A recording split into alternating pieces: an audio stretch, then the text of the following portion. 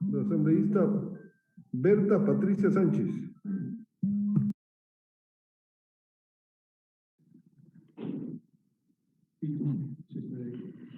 Muy buenas noches, señor presidente de la Asamblea, compañeros asambleístas todos. Si me pueden ayudar, necesito compartir pantalla, ¿sería tan amable? Pito, ayúdame. Admitir compartir pantalla. Secretaría, que le dé Ahí, ya. trámite.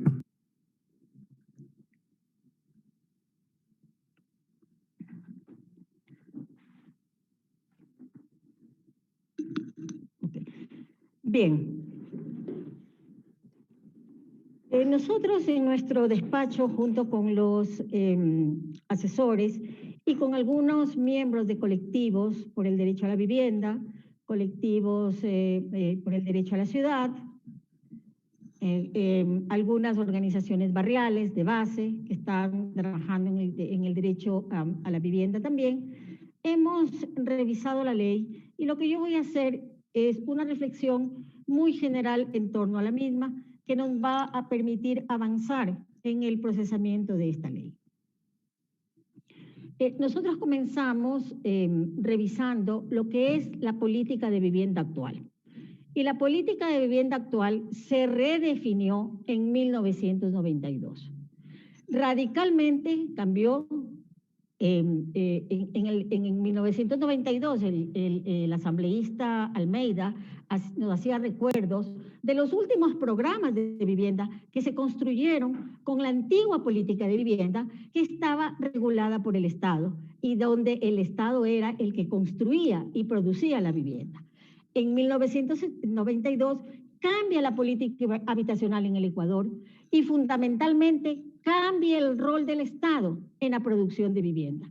De productora, define un nuevo rol como ejecutora y facilitadora de la actividad privada, que es la nueva encargada a partir de ese año de producir la vivienda. Entonces, la demanda busca la empresa privada constructora satisfacer sus necesidades de vivienda. Con estas reformas, lo que hicieron es que tanto la Junta Nacional de Vivienda, que era la encargada de construir, y el Banco Ecuatoriano de la Vivienda, que era la encargada de receptar el ahorro con el que las familias iban después a financiar su vivienda, se fusionaron, desaparecieron y se fusionaron en lo que se conoce ahora como el MIDUBI, el Ministerio de Desarrollo Urbano y Vivienda, que integra tanto parámetros de vivienda como de urbanismo. Y como prioridad el normar la política habitacional en el Ecuador. Para esto genera el sistema de incentivo de la vivienda, que es el que a través de el popular A, B y C es el que entre estos tres componentes finalmente las familias tienen acceso a la vivienda. Es muy importante desagregar estos componentes. El A es el ahorro que la familia tiene que hacer para acceder a una vivienda. El B es el bono o el subsidio habitacional que el Estado, facilitador de la actividad privada, otorga para la construcción de esa vivienda. Y el C es el crédito a las que las familias acceden para completar el valor de la vivienda. Vivienda es el concepto que estamos aquí definiendo como vivienda del el valor final de la vivienda. Tanto ahorro como crédito definen la capacidad de acceso a la vivienda social en el país con esta política. ¿Cuáles fueron los efectos directos de esta política? Creció el déficit habitacional. Se agravaron las condiciones de hacinamiento de las viviendas. Bajó la calidad de la construcción de la vivienda. Creció la ausencia de servicios básicos residenciales, porque esta política de vivienda solo llegó y solo está llegando, porque en los actuales momentos es la que tenemos, solo está llegando a los estratos solventes de la sociedad, comprendidos entre el quintil 3 y 4. Los estratos insolventes quedaron totalmente excluidos de la política pública. Nos referimos al estrato del quintil 1 y 2. ¿Y qué hizo esta familia? Porque todas las familias tenemos que tener un techo en el cual vivir. ¿Qué hicieron estas familias? Se fueron a acrecentar los asentamientos informales en los cordones de asentamientos informales que rodean a todas las ciudades en el Ecuador.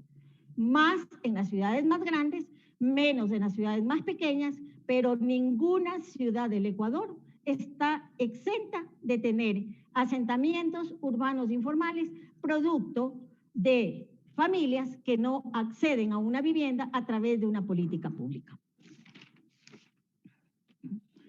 A esto se suman las altísimas regulaciones de los municipios para conceder viabilidad a las propuestas de hábitat popular.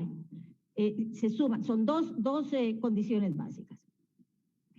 Sin embargo, pensamos que la ley es necesaria, que la ley necesita, porque la realidad del país es esto, lo que ustedes, señores asambleístas, están viendo en esta diapositiva.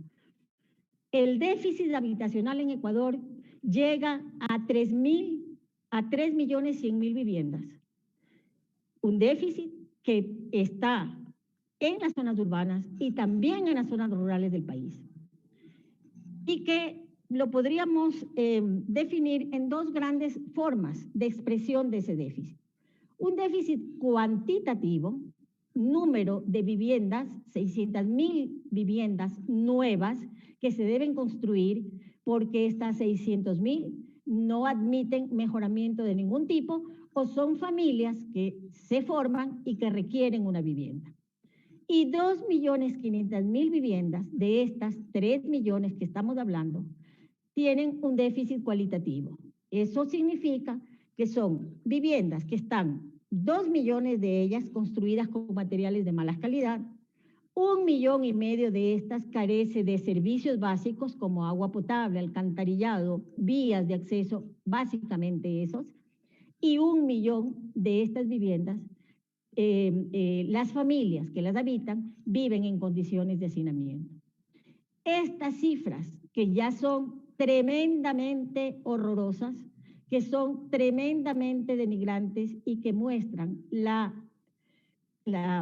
condiciones paupérrimas de vida en las que están viviendo muchas de las familias ecuatorianas, se amplificaron en esta última pandemia, sobre todo cuando la política sanitaria de mundial fue quédate en casa.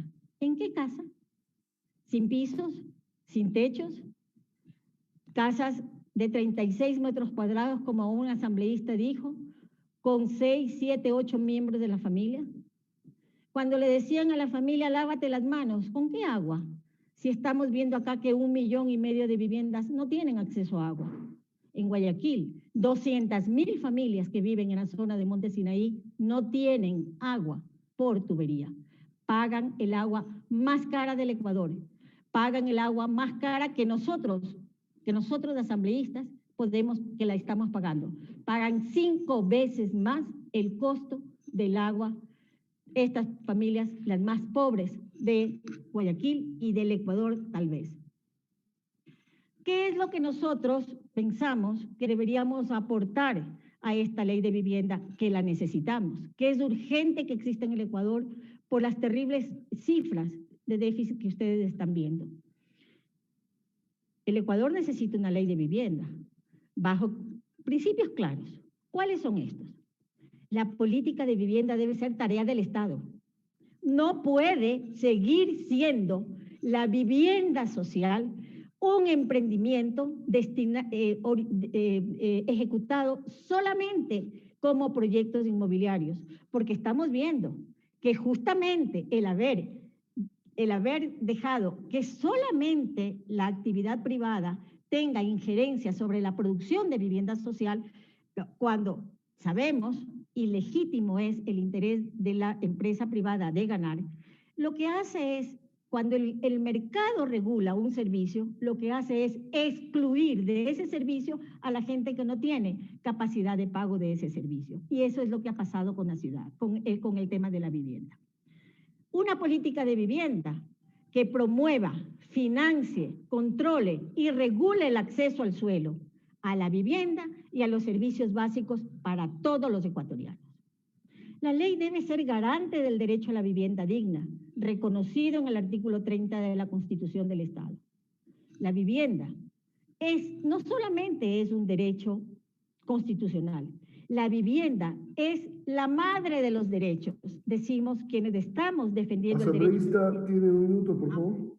La vivienda es un paraguas debajo del cual se desarrolla la vida de la familia, garantiza el derecho a la ciudad, a la educación, al trabajo. Y si no, ¿dónde está la gente viviendo en pandemia ahora? ¿Dónde está estudiando y dónde está trabajando? Si no, en sus viviendas. El Estado y el mercado deben convivir en el objetivo de facilitar el acceso a la vivienda a los ecuatorianos. El Estado debe garantizar el acceso a la vivienda para los más pobres y el mercado debe atender a la población solvente. Una ley no puede excluir a ninguno de los dos sectores, deben convivir y cada uno debe atender a los sectores correspondientes. Una ley de vivienda que reconozca todas las formas de producción y propiedad de la vivienda. La autoconstrucción, la producción asistida, la vivienda unifamiliar, la vivienda multifamiliar, la vivienda colectiva, la vivienda comunitaria. Una de las grandes debilidades de esta ley, de la que estamos nosotros revisando, es que solamente está destinada a resolver el problema administrativo y financiero de la vivienda vista como un producto que se la realiza en el mercado para determinado tipo de familia. Y eso es absolutamente excluyente y lo que va a hacer, si no se corrigen y si no se integran a esta ley que la necesitamos. Gracias.